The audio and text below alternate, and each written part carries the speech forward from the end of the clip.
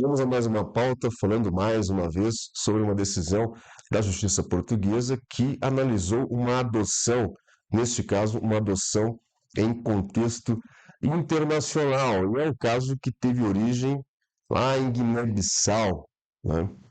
Então, nós já trouxemos aqui no canal, nas últimas semanas, três decisões importantes sobre revisão de sentença estrangeira de adoção.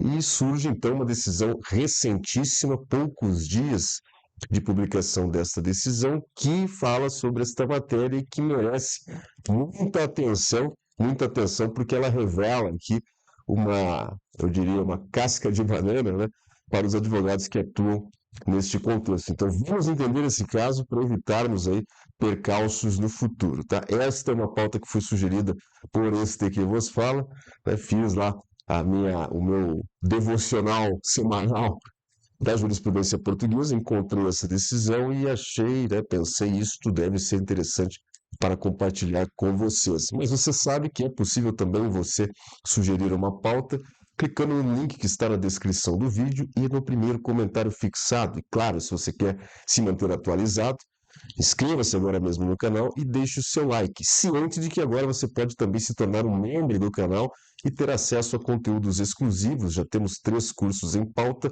além de um conteúdo privativo para membros, né, que é e será publicado diariamente. Então, vamos conhecer este caso porque não é tão comum você observar a justiça portuguesa rejeitando uma adoção realizada em outro país, então nós precisamos saber o que aconteceu aqui de fato. Então, vamos à história, né? O casal aqui, então, o casal de portugueses vivia em Portugal com a criança desde 2022.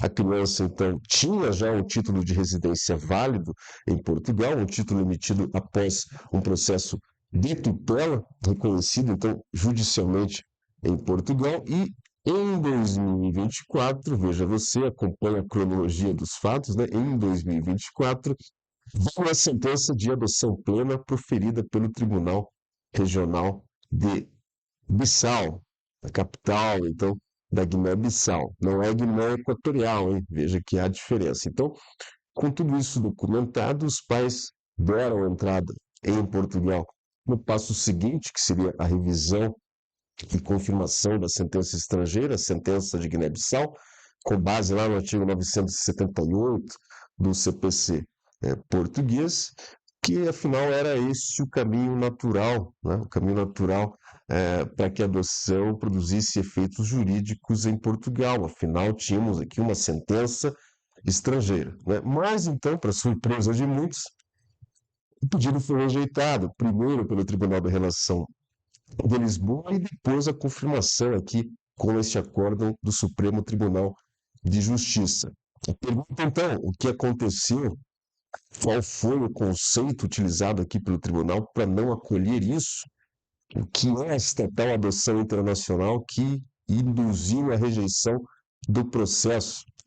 Então vamos lá, que nós chegamos agora ao primeiro momento importante aqui da nossa análise. Vamos fazer uma pausa aqui um artigo essencial da Convenção de Haia sobre Adoção, Convenção da Conferência de Haia sobre Direito Internacional Privado, de 1993, que é a Convenção número 33, que lá no artigo 2º, número 1, traz a definição de adoção internacional. Esse artigo foi utilizado como base da decisão, a base fundamental, a base internacional. Tá? Então, diz lá o artigo 2º da Convenção número 33 que a convenção será aplicada quando uma criança, né, com residência habitual em um estado contratante tiver sido, for ou deva ser deslocada para outro estado contratante, quer após sua adoção no estado de origem por cônjuges ou por uma pessoa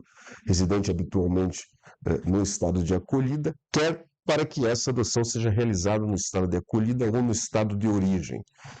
A redação parece aqui um pouco truncada, né? Se você não é um profissional do direito, talvez isso pareça um pouco estranho para você, mas, em essência, o que o artigo diz é que a adoção internacional acontece quando há esta deslocação da criança de um estado para o outro no contexto da adoção. De uma forma simplificada, seria isso. Então, voltando aqui ao caso, né, o tribunal entendeu que, sublinhar aqui para vocês, né, o tribunal entendeu então que, embora a criança já estivesse legalmente em Portugal, a ida dela, a deslocação dela de Guiné-Bissau para Portugal, teve como propósito a adoção. Então, essa presunção foi suficiente, né, para afastar o processo judicial de revisão de sentença estrangeira e redirecionar o caso para outra via, para outra autoridade, ou seja, para o reconhecimento administrativo pela autoridade central, neste caso, o Instituto da Segurança Social. E a história não para por aí, né? A legislação nacional, utilizada aqui como base da decisão também, ela reforça esta ideia. Tá? Estamos falando aqui da Lei número 143 de 2015, que é aí o regime jurídico do processo de adoção em Portugal. E ele, então, este diploma, ele esclarece quando nós estamos perante uma adoção internacional. Vamos à leitura, então, de mais um dispositivo aqui, desta vez um dispositivo da legislação portuguesa. Então, diz o artigo 61, número 1 do regime de adoção em Portugal: as disposições do presente título aplicam-se aos processos de adoção em que ocorra a transferência de uma criança do seu país de residência habitual para o país da residência habitual dos adotantes, com vista ou na sequência da sua adoção. Então, a lei portuguesa conceitua aqui também o que seria a adoção internacional e, com base nesta leitura, então, com base no 61, número 1 e no segundo da Convenção 33 de Haia, né, ficou claro aqui para o tribunal que, mesmo quando os adotantes e a criança já residem em Portugal, se a deslocação teve como finalidade a adoção, foi no contexto, então, da adoção,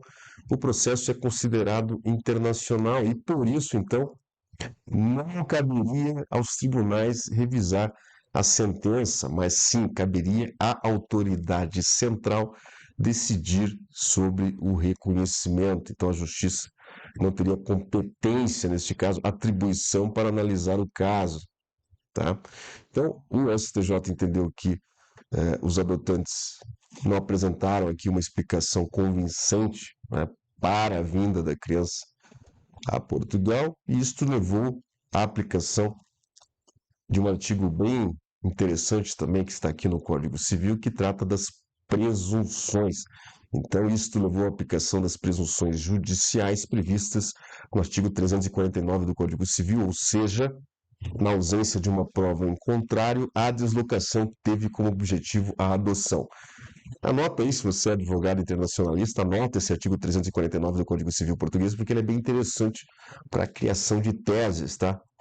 Presunções são as ilações que a lei ou o julgador tira de um fato conhecido para afirmar um fato desconhecido. Redação bem interessante, né? Então, deste modo, mesmo com uma família já formada, mesmo com uma sentença estrangeira válida, a adoção perdeu o efeito jurídico no tribunal, porque o caminho processual, então, seria inadequado.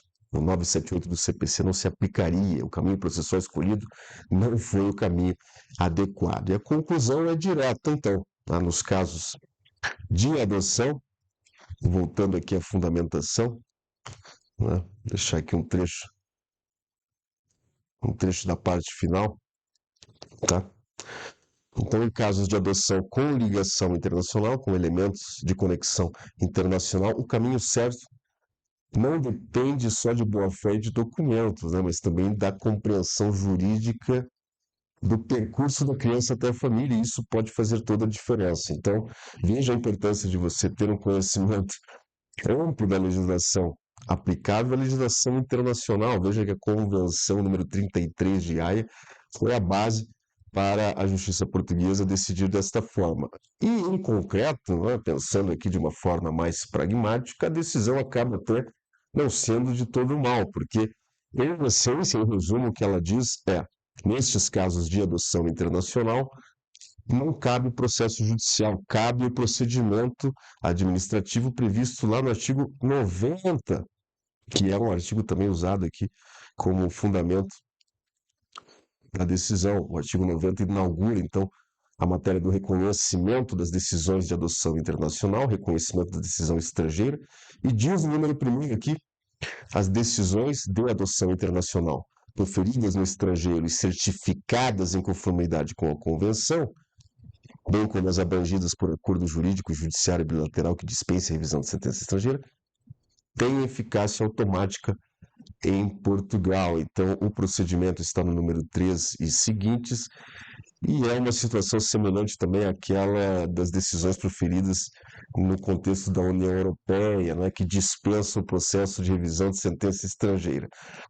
Então, em essência, não se trata aqui de encontrar algum vício lá na decisão proferida pelo Tribunal de Bissau ou algo do tipo, se trata sim de atentar aí os profissionais do direito, os advogados, né, de que em certos casos, quando se trata de adoção internacional, não se deve entrar com uma ação de revisão de sentença estrangeira, mas sim deve-se dar início ao procedimento administrativo junto à autoridade central que está lá no artigo 90 da lei de adoção em Portugal, que é a nossa lei, então, 143 de 2015.